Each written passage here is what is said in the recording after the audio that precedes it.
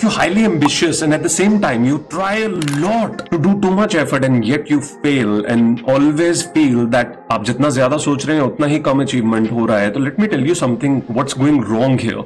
For people who are highly ambitious and highly enthusiastic in terms of trying to finish up a certain kind of goal or achieve a certain number of hours of effectiveness in a day, if you're studying, आप चाहते हैं कि आप 12 घंटे पढ़ें, 14 घंटे पढ़ें. I have some people talking to me, some students talking to me who tell me कि सर हम 14 घंटे 15 घंटे पहले पढ़ते होते थे. We used to study for long hours and we were having great time. We were studying very well. We were having great marks also. अभी भी हम उतना ही पढ़ना चाहते हैं sir. That is exactly who we were. आज भी हम वही कर सकते हैं. The problem is a lot of patterns of yours have changed over that time from where you felt you were enthusiastic, or even if you today feel the need to having that level of enthusiasm and having that level of study hours so that you can do the achievement of the goal that is in front of you. Now there are two possibilities. एक, आपका गोल इतना नजदीक है जो आपको achieve करना है. The target time available is less. So obviously, how would you do things? You try that you study more and more. So in that only, what you do is you try to keep high targets for yourself, which you feel you can achieve, but at the end of the day, you don't achieve any of it. You rather achieve almost half of it or even lesser than that. और वो भी पूरा का पूरा ऐसा नहीं है कि आपने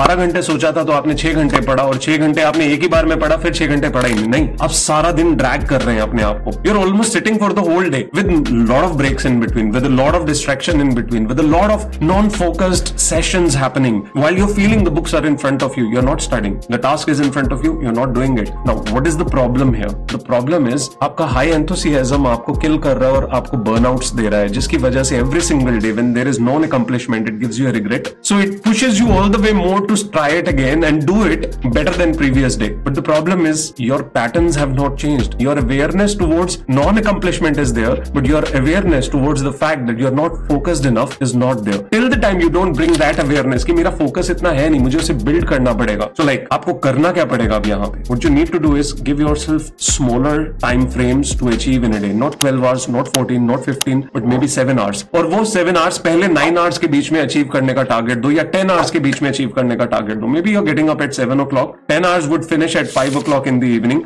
Give yourself a target to finish in those 10 hours, maybe 6 hours. 5 बजे तक 10 घंटे में अपने आप को टारगेट दो अचीव करने का 6 से 7 घंटे. अगर वो 6 घंटे 5 घंटे आपने अचीव कर लिए तो दिन के बीच में अभी भी 5-6 घंटे और पड़े हैं, जो आप जिनमें से आप 3 घंटे और निकाल सकते हो, मे बी 4 घंटे और निकाल सकते हो, 2 घंटे निकाल सकते हो. तो अपने आप को डिवाइड कर दो डे में, और जैसे ही आप ये करोगे आपका जो आउटकम है वो बेटर होना शुरू हो जाएगा. You can also do one thing. You can study for half an hour और maybe quarter an hour and take a break for maybe half an hour. तो सवा घंटा के बीच में पौना घंटा पड़ा और आधे घंटे की ब्रेक हुई, दोबारा सेम चीज की. जस्ट इमेजिन सवा घंटा 2.5 घंटे के बीच में पड़ा कितना? 1.5 घंटा. 1 घंटे का ब्रेक हुआ, चलेगा, बट 45 मिनट्स फोकस टाइम होना चाहिए. वो आपको अपने हिसाब से टाइम डिवाइड करना पड़ेगा. आधा घंटा करोगे तो भी 3 घंटे में 2.5 घंटा फिर भी पढ़ लोगे. तो आप 10 घंटे के बीच में 5 घंटे तो पढ़ोगे ना ब्रेक लेके भी. तो that is more essential. Like you'll have to have time blocking or time boxing, and once you start to do that, it will start helping you build up your level of accomplishment, your level of achievement, and accordingly you can keep building it up and you can achieve more and more hours in the coming days. So आप कहेंगे sir मेरे पास already कम time बचा है exams देने के लिए, मेरा time already नजदीक है, 40 days 50 days something like that is available to me. How can I start experimenting? The problem is you are over enthusiastic, you want to achieve, you know that there is a burden on your head, but the problem is you're not focused, and every time you sabotage this situation you end up screwing up. The burden keeps increasing every day, and that increase of burden is leading to a burnout, which is neither letting you study, giving you enough regret, and is not gonna make you actually become focused. क्योंकि आप aware सिर्फ non accomplishment की तरफ है. आप aware focus की कमी होना, distractions का बहुत ज्यादा होना, emotional imbalances की possibility, and multiple other factors maybe that you are facing, आप उनके प्रति aware नहीं है. तो aware होने का तरीका क्या है? Take down a paper, write on it problems you are facing on an everyday basis due to which you don't study. आप 10 घंटे बैठिए, आज 10 घंटे बैठ के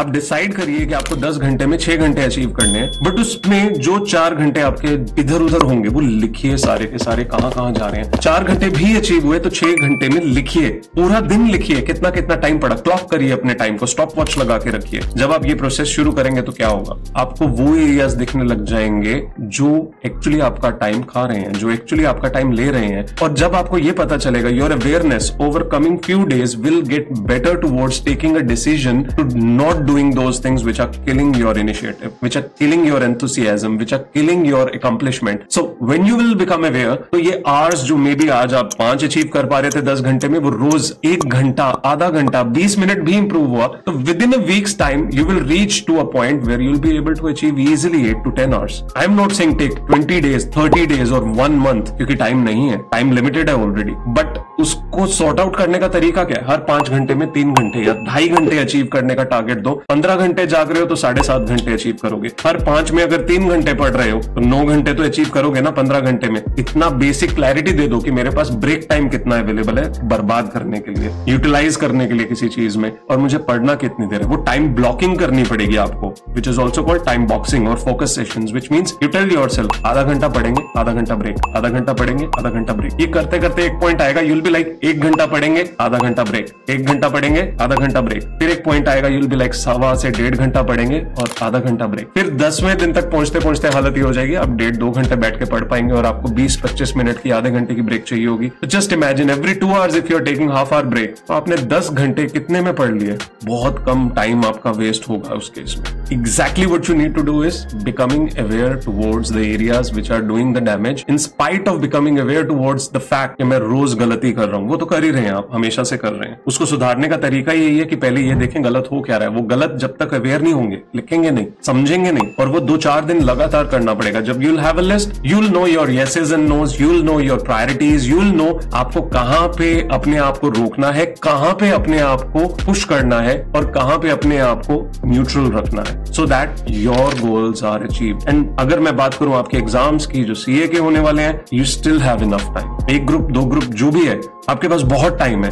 You'll have to strategize in a systematic manner. बहुत लोग सिर्फ 40 दिन के बीच में 2 ग्रुप निकालते हैं। अगर आपके पास 1 ग्रुप है तो it is more than ample time, but आपको अपने आप को फोकस अभी से करना शुरू करना पड़ेगा, तभी ये टाइम यूटिलाइजेशन बेटर होएगी। टाइम बॉक्सिंग करिए, लेसर टाइम का जो है अपने आप को टारगेट दीजिए, अपने अवेयरनेस इंक्रीज करिए towards discipline and non disciplined areas, towards focus and those areas which are killing your initiative, which are taking away your time, your laziness, your procrastination, your Parkinson's law issues. उसके लिए video एक और है जो आपको बताएगी how to deal with Parkinson's law, as well as opposite to it how condensation law totally helps you nail it in terms of utilizing your time and reducing your time to do things in a better manner. Till then, take care. If this helps you, let me know in the comments, and if you have any other problem that you're facing, again let me know in the comments. I'll come up with a solution for that too. And if you subscribe or like the video, it helps us, it helps many other students also. Take care till then.